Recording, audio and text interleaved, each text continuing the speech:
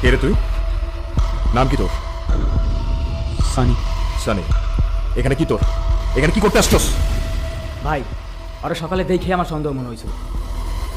কি রে বল, এখানে কি করতে আসছস? ওর সাথে দেখা করতে। কার সাথে? আমার বোনের সাথে? ভাই, আমার কথাটা শোনেন, আমি বোঝাই বলতেছি। তোর কথা শুনবো মনে? তোদের মতো শহরের পোলোক আমার খুব ভালো করে চেনা আছে। ভাই, আপনি কিন্তু না বুঝেই ভুলভাল বলতেছেন। তোর সাহস তো কম না? তুই আবার আমার মুখে মুখে কথা বলস? আমার বোন তোর সাথে দেখা করতে আসবো কেন? আমার বোনকে আমি চিনি না? বিশ্বাস না হইলে আপনার বোনকে জিজ্ঞাসা করেন। এই মৃত্তিকা, তুই ওরা চিনোস? এদিকে তাকা আমার দিকে। তুই ওরা চিনোস? তোরে তাকাইতে বলছি, আমার দিকে তাকা। ওরে চিনোস তুই? না ভাইয়া, আমি ওকে চিনি না।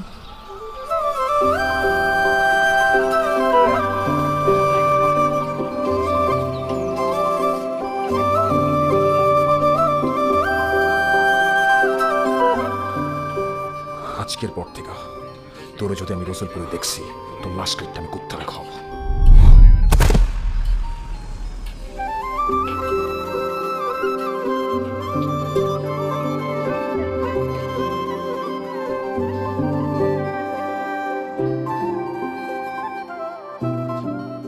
সেদিন খুব কষ্ট পেয়েছিলাম, পাওয়াটাও স্বাভাবিক।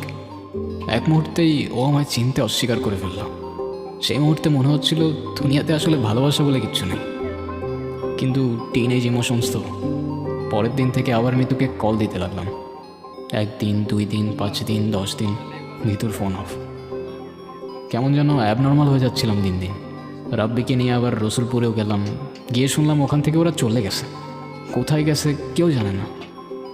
বিষয়টা কষ্টের সাথে সাথে রহস্যময়ও ছিল, কিন্তু ওই মুহূর্তে আমার মধ্যে কষ্ট ছাড়া অন্য কোনো ফিলিং কাজ করছিল না।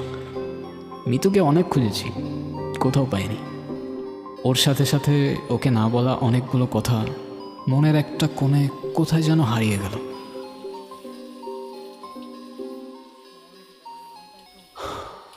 আর এভাবেই দেখতে দেখতে 4টা বছর কেটে গেল।